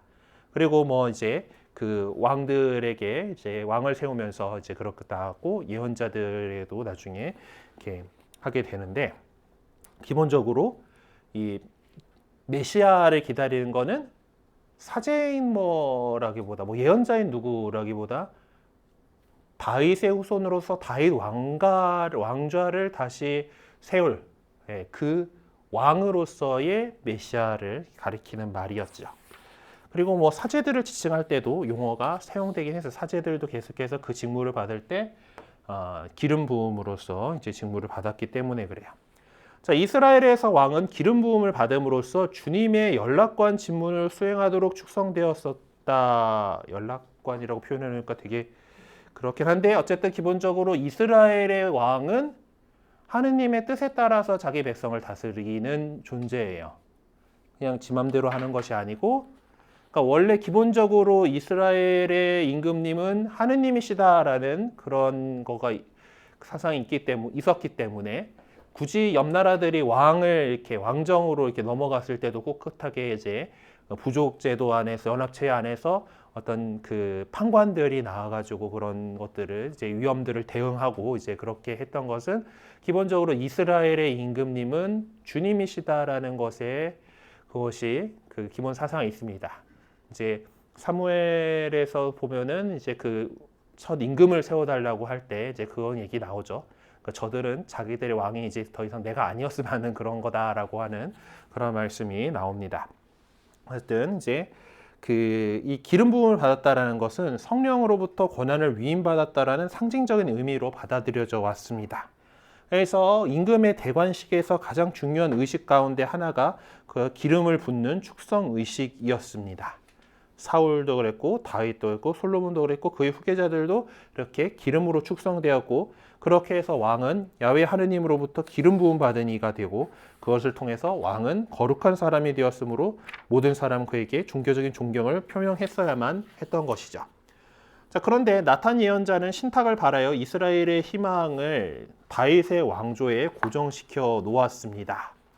예, 이제 그 아까 또 몇 번 언급했던 다윗의 왕자가 계속해서 이어지게 하겠다라는 그 예언이죠. 그러니까 다윗이 이제 자기 왕궁 지어놓고 아직 그 하느님의 계약의 궤는 천막에 지내고 계신데 뭐 하면서 성전 지으려고 하니까, 야, 넌 아니야 라고, 이렇게 너 때 할 거 아니고 네 후손이 할 거고, 그리고 너 후손이 계속해서 이어지게 내가 해줄 테니까 걱정하지 마. 지금 네가 안 해도 돼 라고 이렇게 하느님께서 이제 나탄 예언자를 통해서 얘기를 하시면서 다윗의 왕조에 대해서 어떤 그 희망을 갖게끔 해줬던 거죠. 자, 그때로부터 다윗 후손에게서 나온 왕은 당신 백성을 구원하시고자 하시는 하느님의 뜻을 실현해 나가는 실제적인 메시아가 되었던 것입니다. 이처럼 왕에게 기름을 바름으로써 그를 축성했던 것이고, 그렇게 해서 그를 왕적인 메시아가 되게 했던 것입니다. 유배 이전에 속하는 본문들은 사제들에게 기름을 발라 축성했다는 사실에 관해서 아무런 정보도 제공해 주지 않습니다. 그러니까 사실상 유배로 인해서 실질적으로 왕이 더 이상 존속할 수 없었기 때문에 유배 이후에는 오히려 사제들의 어떤 품위와 위엄이 더욱 커졌던 것이죠. 결국 대사제가 공동체의 장으로서의 책임을 맡게 된 것입니다. 그렇게 대사제를 공동체의 책임자로 세우기 위해서 역시 그에게도 기름을 발라서 축성했던 것이죠. 이러한 의식이 나중에는 모든 사제들에게까지 확산되었습니다. 그때부터 대사제는 기름 부음 받으니 곧 옛날에 왕이 그러했던 것처럼 메시아가 되었던 것이죠. 그러니까 예수님 시대에는 대사제는 있지만은 이스라엘의 왕은 없잖아요. 그렇죠? 왕은 없던 상황이죠. 그러니까 뭐 더 이전부터 뭐 그랬었고, 잠시 뭐 이제 그 마카베오기에서 이제 발생한 그 항쟁으로 생겨났던 하세모네 왕조 같은 경우가 어떤 대사제이면서 서제로서 그거지, 어떤 다윗 임금의 왕권을 이어받았다라고 보지는 않잖아요. 거기는 이제 대사제로서의 어떤 그런 것들을 이어받은 거지. 그래서 이제 그렇게 이제 종교적 지도자로서의 기름 부음 받은 이가 이렇게 이어져 왔던 것입니다. 자, 그러면 이 신약 성경 안에서는 이 메시아라는 호칭이 어떻게 쓰여졌는가? 어쨌든 지금 메시아라고 하는 기름 부음 받은 이가 가져온 권위는 왕에게 기름 부음 발랐던 것에서 시작을 해서 이제 왕권이 이제 왕조가 무너지고 다시 그래도 성전은 지으면서 그래도 백성들의 지도자 역할을 할 수 있었던 것이 사제였던 것을, 사제들에게도 이제 그 기름 부음이 이제 이루어지고 이제 그렇게 이제 이어져 갔다라고 이렇게 보고 있는 건데, 이제 신약에 와서는 이 칭호가 예수님에게 부여됩니다. 그러나 예수님 당대에는 이 호칭이 세속적인 왕권에 대한 희망을 상기시키는 것으로 이해되기도 했습니다. 네, 그래서 예수님의 그 능력을 보고서 사람들이 막 억지로 저 사람 왕으로 앉히려고 하기도 했고, 이제 뭐 그런 것들 때문에 예수님께서 돌아가신 그 죄목에는 나자렛 사람 예수 유다인들의 임금이라고 하는 그런 말이 나오기도 한 거죠. 네, 그런 이러한 사람들의 그 질문, 저분은 메시아가 아닐까라고 하는 그거에 대해서 두 가지의 상반된 태도가 나타나게 됩니다. 자, 유다인 지도자들은 어떤 태도를 보였는가라고 하면서 요한복음 9장 22절을 참조하세요라고 되어 있네요. 가봅시다. 요한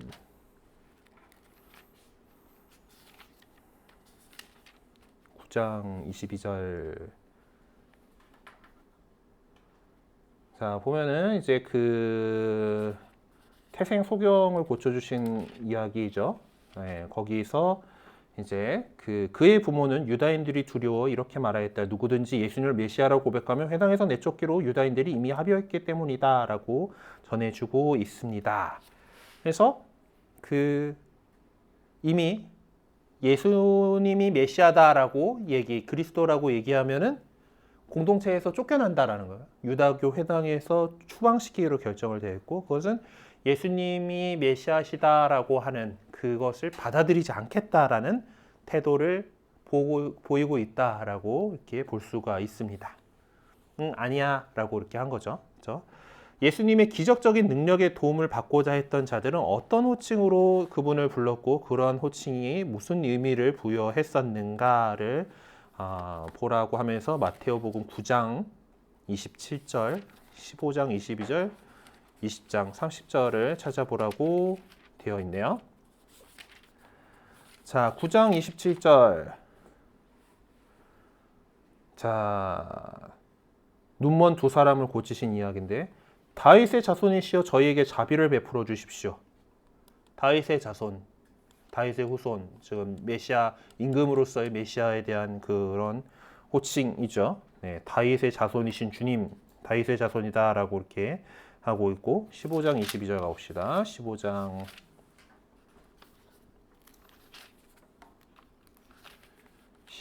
22절에서도 보면은 다윗의 자손이신 주님 저에게 자비를 베풀어 주십시오라고 가나안 여자의 티로와 시돈 지방에서 어떤 가나안 부인이 나와서 이제 그런 얘기를 했고, 20장 30절에도 뭐 같은 거겠죠.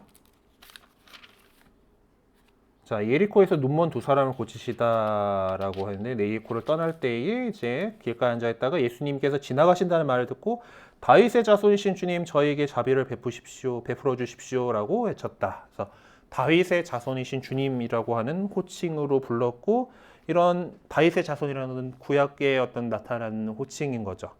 그래서 그들은 예수님이 메시아시다라고 인식하고 있었다라는 거. 그러니까 유다교들 지도자들은 저런 소리 하는 사람들은 쫓아내기로 결정했다라는 것에서 예수님이 메시아신가라는 그 질문에 대해서 아니다라고 이렇게 부정한 반면에, 예수님의 어떤 그 기적적인 능력들을 보고서 그 도움을 받고자 했던 사람들은 예수님께서 메시아시다라고 하는, 다윗의 자손이라고 하는 그 말로, 다윗의 자손이신 주님이라고 하는 그 호칭으로서 그분이 메시아심을 인정했다라고 하는 것을 볼 수가 있습니다. 한 가지 분명한 것은 예수님께서는 스스로 메시아라는 호칭을 부여하신 적이 없습니다. 네. 그래서 이제 뭐 다윗의 자손이다, 그리스도이십니다, 메시아이십니다라고 하는 악마들에게 그렇게 하지 못하도록 이제 함구하도록 계속 명령을 하시는 것들을 볼 수가 있어요. 예수님께서는 베드로의 신앙 고백을 받아들이셨음에도 불구하고 즉시 이어서 12제자들에게 당신이 메시아라는 사실을 아무에게도 말하지 말라고 분부하셨습니다. 뭐 사실 베드로의 신앙 고백이 진실한 것이긴 했지만은 그때까지 아주 불완전한 채로 남아 있었고요. 그렇기 때문에 이 메시아라고 하는 애매모호한 호칭을 사용하지 못하게 하신 것으로 볼 수가 있습니다. 자, 그리고 또 사람의 아들이라는 표현이 있죠. 예수님께서는 당신 자신을 가리켜서 사람의 아들이라는 표현을 즐겨 사용하셨어요. 이 표현은 구약 성경과 유다이즘 안에 깊이 뿌리 내리고 있는 표현입니다. 그러므로 그 구약 성경에서 어떤 식으로 사용되었는지를 보는 것이 예수님께서 당신 스스로를 지칭하실 때 사용하는 이 사람의 아들이라는 표현이 그 의미를 정확하게 이해하는 데 지름길이 될 것 같습니다. 그러면은 여기를 메시아를 지우고 사람의 아들, 인자, 멘션존.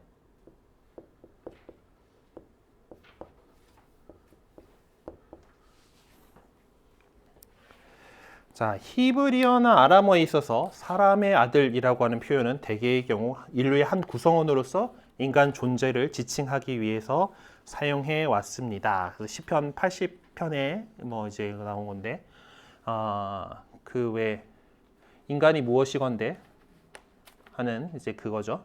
그러니까 거기도 보면은 그 왜 이 시편 가지고 한 노래가 있잖아요.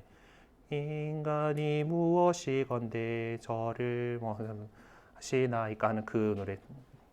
야외 우리 주여, 그러니까 주 우리 하느님 지금 어쩌고 지금 이게 그 이 가사 번역을 어떻게 해놨는지 지금 잘 모르겠어가지고 어쨌든 이게 그 원래 개신교 노래고 이제 개신교에서는 거기에 인간 자리에 인자가 무엇이건대 저를 공고하시나이까로 되어 있어요. 그것처럼 이제 인자라고 하는 것은 그냥 인간의 아들은 그런 인류의 한 구성원으로서 인간 존재를 지칭하기 위해서 사용해 왔습니다. 특히 에ze키엘 예언서에서 그런 모습을 쉽게 찾아볼 수가 있어요. 하느님의 영광 안에 꿇어 엎드려 경배드리고 있던 에제키엘을 주님께서는 사람의 아들이라고 부르셨습니다. 이 사람의 아들이라는 표현을 통해서 표명하고자 했던 의미는 하느님과 인간은 서로 맞닿을 수 없다라는 것, 그러니까 하느님과 인간 사이에 거리가 있다는 것과 인간은 죽음을 피할 수 없는 조건을 갖고 있다라는 겁니다. 네. 인간이 무엇이기에 이토록 기억해 주십니까? 인간이 무엇이기에 이토록 돌보아 주십니까? 이 노래 8편 갖고 한 거구나. 네, 어쨌든 시편 저자는 인간이 이처럼 하느님 앞에 나약하기 그지없지만 하지만 하느님께서는 그를 풍성한 은총으로 채워주신다라고 고백하고 있었습니다. 이렇게 평범한 의미로 사용되는 이 표현이 새로운 의미를 갖게 된 것은 다니엘서에 나오는 환시 때문에 그래요. 다니엘서 7장 13절에서 14절을 보게 되면은 사람의 아들 같은 이가 하늘에서 구름을 타고 나타나서 하느님의 법정에 다가와 모든 민족을 다스리는 왕권을 받고 있는 모습이 묘사됩니다. 그러니까 연로하신 분께서 계시고 사람의 아들 같은 이가 구름을 타고 이렇게 딱 그 앞에 와가지고 이제 그 왕권을 권세를 이렇게 받는 그런 환시가 있어요. 그래서 다니엘서 7장 15절에서 18절에는 환시에 관해서 이제 설명을 하고 있는데 이제 그 가운데에서 18절, 22절, 27절은 짐승들과 맞서고 있는 사람의 아들의 모습을 부각시켜 줍니다. 여기서 사람의 아들이라는 표현은 죽음의 순간까지 주님에게 충실한 성도들을 지칭하는 표현이기도 합니다. 그리고 하나님께서는 그들에게 왕권을 부여하심으로써 당신 영광 안에 참여하게 하십니다. 그러니까 이처럼 다니엘서 7장에서 소개하고 있는 사람의 아들은 하나님과 내밀한 관계를 맺고 있음과 동시에 어떤 초월성을 지니고 있는 존재로 묘사되고 있습니다. 그래서 그리고 또 유다인 전승 안에서 유다교 전승, 그러니까 이게 아마 유다인이라기보다 유다의에 해당하는 왜 그 영어 표현 보면 코리안 하면은 한국인일 수도 있고 한국의일 수도 있고 한국어일 수도 있고 그러잖아요. 이제 그거 그 유다적 전승 안에서 용도라고 이제 유다 전승 이렇게 쓰는 것 같은데 어쨌든 그 전승 안에서 용도로 보게 되면은 이 다니엘서에서처럼 사람의 아들은 초월적인 속성을 지닌 존재로서 받아들여지고 있습니다. 거기서 사람의 아들은 왕으로서의 직무를 수행할 메시아로서 그리고 주님의 종이 지니고 있는 특성을 지닌 존재로서 받아들여지고 있지만 그의 어떤 지상적인 출생과 고통에 관한 것들은 철저하게 배제되고 있습니다.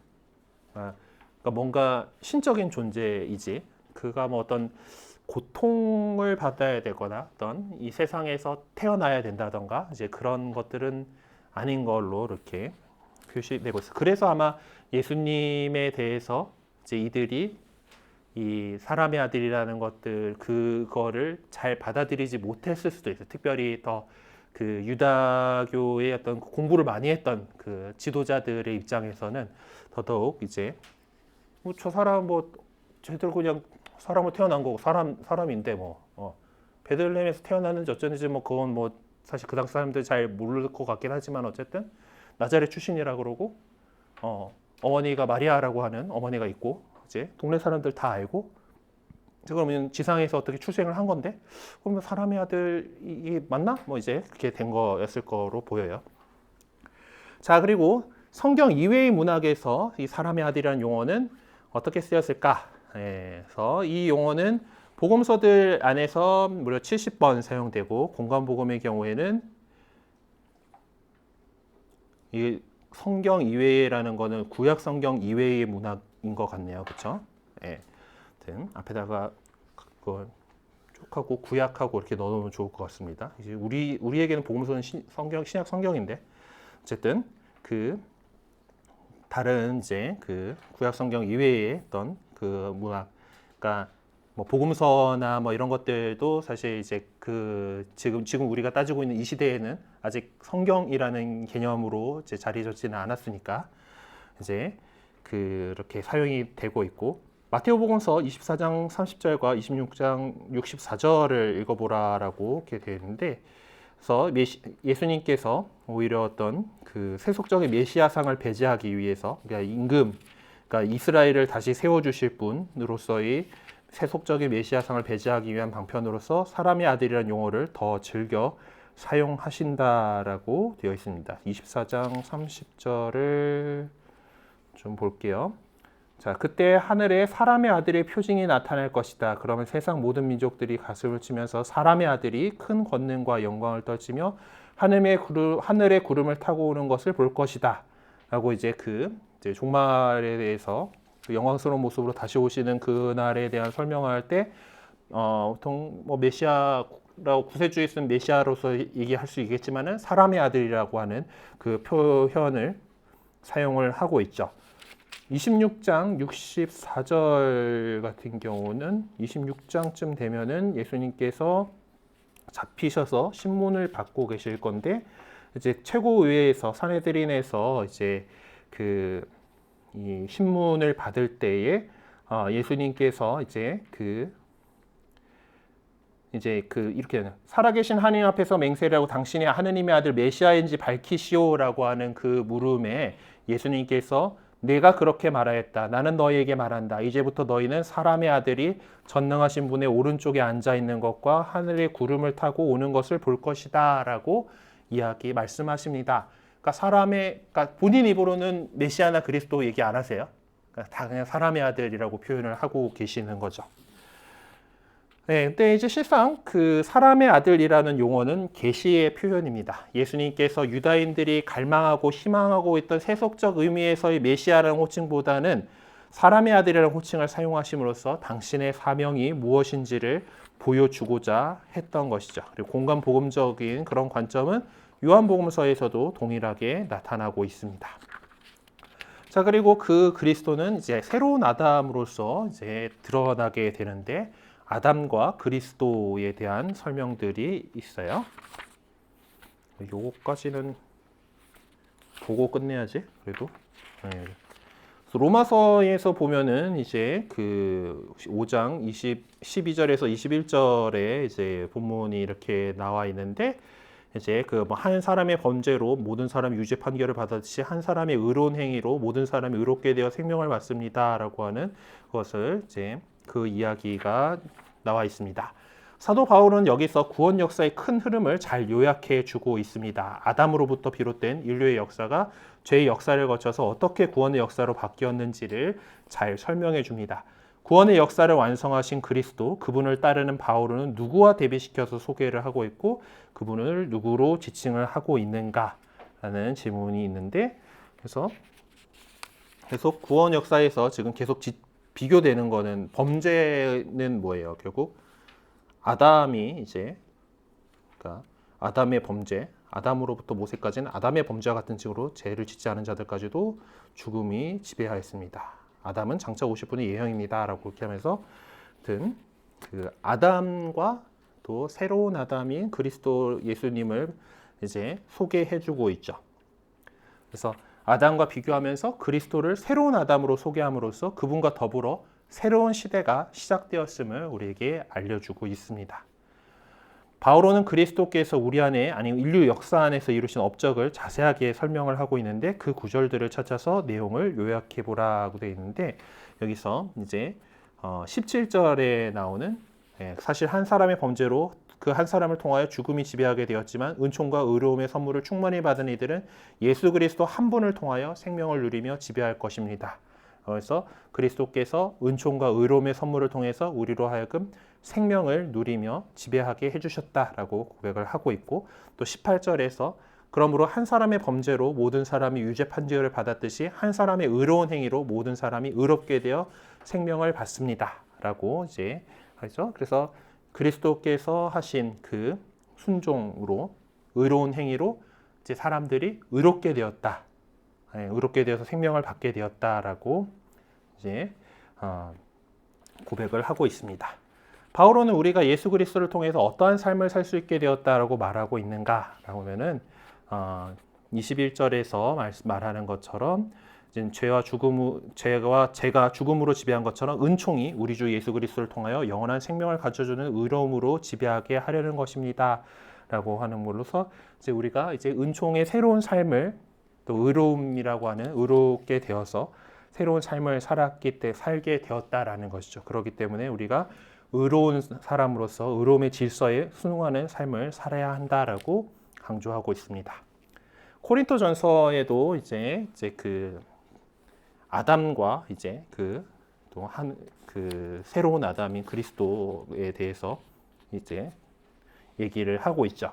그러니까 바오로는 두 아담이 어떤 결과를 초래했는지를 구체적으로 지적하고 있는데 그 내용은 무엇인가라고 하면 첫 번째 아담은 죽음을 가져온 것이고 두 번째 아담은 부활을 가져왔다라는 거예요. 자, 죽음은 한 사람을 통하여 왔으므로 부활도 이 한 사람을 통해서 온 것입니다라고 하는 이 말에서 아담 안에서 모든 사람이 죽는 것과 같이 그리스도 안에서 모든 사람이 살아날 것입니다. 그래서 첫 번째 아담은 죽음, 두 번째 아담은 부활을 가져왔다라고 이야기하고 있습니다. 그리고 또 이 사도 바오로는 두 아담이 본성상 다르다는 사실을 구체적으로 지적을 하고 있어요. 자, 첫 번째 아담은 이제 생명체가 되었다라고 이렇게 그래서 이제 그 마지막 아담은 생명을 주는 영이 되셨습니다라고 이렇게 되었죠. 그러니까 아담은 생명체가 되었지만은 이제 생명을 받은 거예요, 그렇죠? 하나님께서 숨결을 불어 넣으시니까 생명체가 되었어요. 자, 그렇지만 두 번째 아담은 마지막 아담, 그러니까 예수님은 생명을 주는 영이 되셨습니다라고 하면서 주는 쪽이다라는 거예요. 그러니까 그리고 그 어떤 기원 자체가 첫 인간은 땅에서 나와 흙으로 된 사람이다. 그리고 둘째 사람은 하늘에서 왔습니다. 그래서 기원이 자체가 다르다. 첫째 아담은 흙에서 왔지만 땅에서 왔지만 두 번째 아담은 하늘에서 왔다라고 하는 그것이 다르다라는 것을 보여주고 있습니다. 자, 그리고 대사제라는 표현인데 이제 이 표현은 사실 이제 예수님 시대에는 아무도 예수님과 같은 시대에는 아무도 대사제다라고 여긴 적도 없고 예수님 스스로도 그렇게 생각을 안 했는데 신약 성경 안에서 히브리서에서 이제 예수님을 대사제로 소개를 하고 있습니다. 그래서 이제 뭔가 좀 이제 다른 부분이긴 하지만은 예수님께서 십자가에서 하셨던 그 일이 결국 대사제로서 단 한 번 완전한 제사를 바치신 것이다라고 하는 그런 것으로서 예수님을 대사제라고 하는 호칭을 이렇게 주게 되었죠. 그리고 이제 그렇게 우리가 예수님의 신비를 표현해내기 위해서 초대교회가 사용해왔던 네 가지 호칭을 이제 살펴보았는데 뭐 그것만 갖고도 부족했었던 것 같습니다. 그래서 그들은 어떤 신랑, 마태복음서 9장 15절에 나오는 것처럼 또 그리고 어린 양, 묵시록 5장 6절에 나오는 것은 그런 상징적인 표현들도 이제 사용하게 되었어요. 그리고 또 돌이라는 것도 있죠. 집 짓는 이들이 내버린 돌, 이보리 모퉁이의 머릿돌이 되었네라고 하는 이 시편 구절은 이제 그 부활의 그 기쁨을 가져오는 알렐루야에서 복음 환호송에서 사용되고 있는 시편입니다. 이 시편은 사실상 처지가 바뀌었음을 가리키기 위해서 사용된 대중적인 속담에서 온 것이라 할 수가 있겠어요. 그리스도 신자들은 인간에 의해 죽임을 당하였으나 하느님으로부터 현영을 받으신 예수님의 신비를 제대로 밝혀줄 수 있는 이미지가 바로 이 시편에 담겨져 있다고 보았던 것입니다. 그래서 마테오복음서나 이제 또 사도행전에 이제 베드로전서에 이 시편이 인용되고 있고요. 그 가운데 좀 특별히 관심을 보아야 될 것은 베드로전서 2장 5절의 내용입니다. 거기서 놀랍게도 그리스도께 적용된 주제가 동일하게 그리스도교 신자들에게도 적용되고 있습니다. 그분은 살아있는 돌입니다라고 하면서도 여러분도 살아있는 돌로서 영적인 집을 짓는 데 쓰이도록 하십시오라고 이렇게 하는 거죠. 옛날에는 평지에다가 집을 지을 때 이제 돌을 쌓잖아요. 벽돌을 쌓든 돌을 쌓는데 어떤 집 구조를 만들려면은 코너스톤 이래 가지고 내 귀퉁이를 잡아줘야 됩니다. 그래야지 거기에다가 돌을 열심히 쌓아가지고 벽을 만들 수 있겠죠. 그래서 이제 지금도 이 흔적이 남아있는 게 건축물에 보면 머릿돌하고 되어 있는 그래서 이 네 개의 코너스톤 중에서 모퉁이 돌 가운데서 제일 먼저 놓은 거에다가 보통 이 집 이렇게 짓기 시작했습니다 이런 것들 적어가지고 이렇게 붙여놨던 건데, 요새는 이제 상징적으로만 남아가지고 다 짓고 난 다음에 이렇게 갖다 붙이기는 하지만은 이제 그 어떤 머릿돌 아니면은 뭐 어떤 그 모퉁이 돌이라고 하는 것이 이제 그런 어떤 것이 되고, 그리고 이 집을 다 이렇게 짓는 예수님께서 살아계신 돌로 그 모퉁이 돌이 되었다라고 하면은 우리들이 이 벽돌들로서 각 그 벽을 이룬 돌들로서 살아있는 돌로서 이 교회를 구성하는 그런 이미지, 영적인 집을 지는 데 쓰이다라고 하는 그런 내용이 있습니다. 그리고 이런 것들은 이제 그 이사야서에서도 이렇게 이렇게 나오죠. 이제 내 시온에 돌을 놓는다. 품질이 입증된 돌, 튼튼한 기초로 쓰일 값진 모퉁이 돌이다. 그리고 이제 이사야서에 또 하면은 이제 넘어지게 하는 돌, 이거는 이제 어떤 그 예수님께 이제 이스라엘 사람들에게는 그 유다인들에게는 걸림돌이고 이제 이런 것들에서 나오는 표현이 될 것 같습니다. 그리고 이제 그 다니엘서에 나오는 그 표현도 이제 그 꿈을 이제 해석해 주면서 손도 대지 않은 돌 하나가 떨어져 나와서 새와 진으로 된 그 상에 발을 쳐서 부수어 버렸습니다. 하는 거 이제 위에서부터 이제 그걸로 되어 있는. 근데 여기서 말하는 돌은 영원히 멸망하지 않고 그 왕권이 다른 민족에게 넘어가지 않은 나라를 표상하기 위해서 이렇게 사용을 하고 있습니다. 그리고 또 이제 성전이라고 하는 이미지가 역시 있는데, 이스라엘 백성들은 하느님께서 성전에 머물러 계신다라고 믿어왔죠. 그런데 이제 그 첫 성전, 솔로몬이 지은 성전은 기원전 587년에 파괴되어 버렸습니다. 그게 컸죠. 그래서 이제 예언자들은 그래서 종말의 때가 오면은 다시는 부서지지 않을 성전이 세워질 것이다라고 예고하면서 백성들에게 희망을 안겨 주었습니다. 그리고 이제 두 번째 성전이 이제 지어졌고, 그리고 헤로데 임금 시절에 그것을 크게 이렇게 또 증축해가지고 이제 예수님 시절에는 그런 성전이 있었죠. 그렇지만은 그 성전 역시 다시 무너진 것을 우리는 알고 있습니다. 하여튼 마르코복음서의 표현들을 이렇게 살펴보면서 이제 성전에 관한 주제를 다루면서 그 기회를 통해서 예수님의 정체성을 드러내 보여주고 있어요. 그러니까 예수님의 정체성을 어떻게 밝히고 있는지 마르코복음 14장 1. 자, 62절에 보면은 이제 우리는 저자가 나는 사람의 손으로 지은 이 성전을 허물고 손으로 짓지 않은 다른 성전을 사흘 안에 세우겠다라고 말하는 것을 들은 적이 있습니다라고 이렇게 하고 있는 거에 대해서 이제 그 반응을 이제 하시는 것이, 사람의 아들이 전능하신 분의 그거네. 이제 어쨌든 이제 그러니까 자신의 이런 살아있는 성전에 대한 것에 대해서 얘기를 하면서 마르코복음 14장 62절에서 당신의 그 정체성을 밝히고 있는 것은 구름을 타고 오는 것은, 그러니까 사람의 아들이 전능하신 분의 오른쪽에 앉아 있는 것과 하늘의 구름을 타고 오는 것을 볼 것이다 라고 하는 것은 구름을 타고 오시는 사람의 아들이라고 하는 모습으로, 그리고 15장 32절을 보면은, 자, 사람들이 이제 그 비아냥거리는 소리가 이렇게 나오는데, 이스라엘 임금 메시아는 지금 십자가에서 내려보시지라고 하는 말이 있고, 39절에 가보면은 백인 대장이 참으로 이 사람은 하느님의 아드님이셨다라고 이렇게 얘기를 하고 있어요.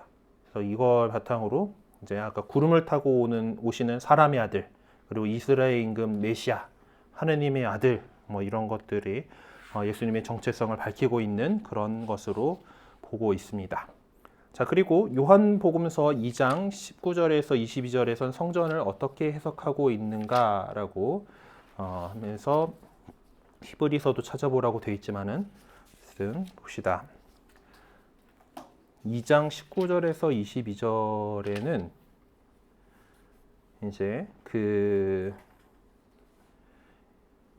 성전 정하시는 장면이 나오고, 이제 유다인들에게 이제 이 성전을 허물어라 그러면 내가 사흘 안에 다시 세우겠다라고 하니까 이 성전을 48해나 걸려 지었는데 당신이 사흘 안에 다시 세우겠다는 말이오라고 하면서 21절에 이런 표현이 나오죠. 그러나 그분께서 성전이라고 하신 것은 당신 몸을 두고 하신 말씀이었다라고 이렇게 얘기했어요. 그러니까 그것이 이제 성전은 이제 더 이상 건물이 아니라 이제 예수님의 몸으로 해석이 되고 있는 것이죠. 그러니까 하느님의 현존이 예수님 안에서 구체화되고 있는 것이고 예수님 자신이 곧 하느님의 현존 장소가 되신 것입니다. 히브리서의 내용들도 이런 것들을 계속 이제 이어주는 그런 내용으로 되어 있을 거예요. 자, 그러면은 오늘은 이 정도까지 이렇게 하게 됐고 나눔할 시간들을 너무 많이 깎아먹기는 했는데 아까 얘기하신 대로 그 13번째 거라 그랬죠?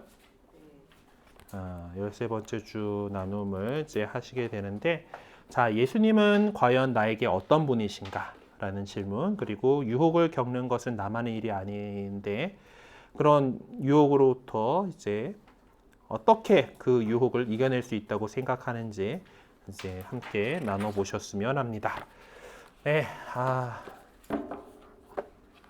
그래요. 더 나가야지 했던 것까지 못 나갔어요. 한테 다음 주에 마지막 주인데 좀 빨리 달려봐야 될 것 같습니다. 네, 시간이 없으니까 영광송으로 마치도록 하겠습니다. 성부와 성자와 성령의 이름으로 아멘. 영광이 성부와 성자와 성령께 처음과 같이 이제와 항상 영원히 아멘. 성부와 성자와 성령의 이름으로 아멘. 네, 수고하셨습니다.